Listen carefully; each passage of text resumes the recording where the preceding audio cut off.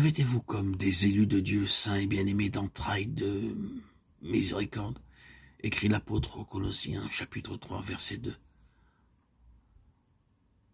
Dans toutes ses lettres, dans sa vie, il fait preuve de compassion, de miséricorde pour ceux qu'il a amenés à Christ, lesquels restent cependant souvent si enfants, si charnels. Mes entrailles,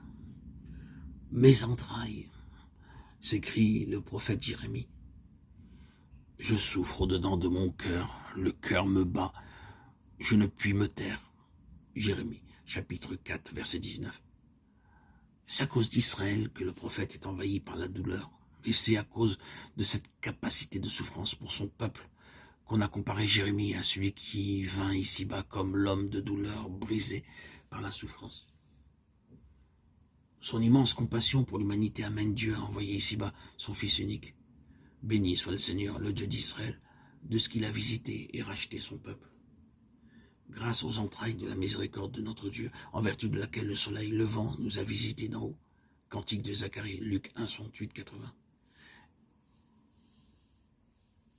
Écrivant à Philémon, l'apôtre dit au sujet d'Onésime, « Je te renvoie, lui, mes propres entrailles, c'est-à-dire un autre moi-même. » D'autres traductions rendent ainsi cette expression, « lui, mon propre cœur. » Philippiens 1, 12.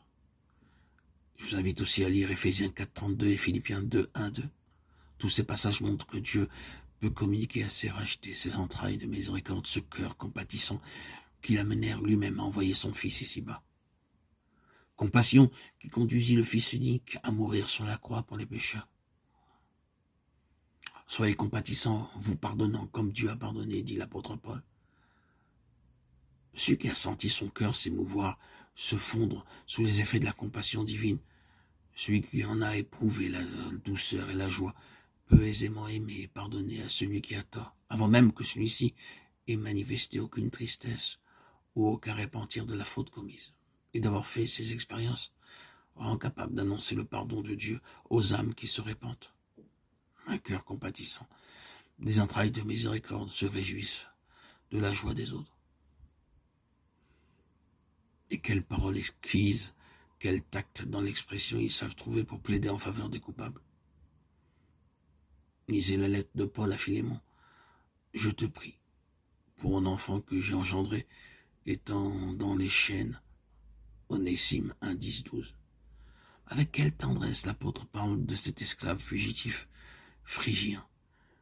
Il l'a amené à Christ et il a prié pour lui jusqu'à ce que Christ fût formé en lui. Aussi maintenant Onésime est pour lui un fils.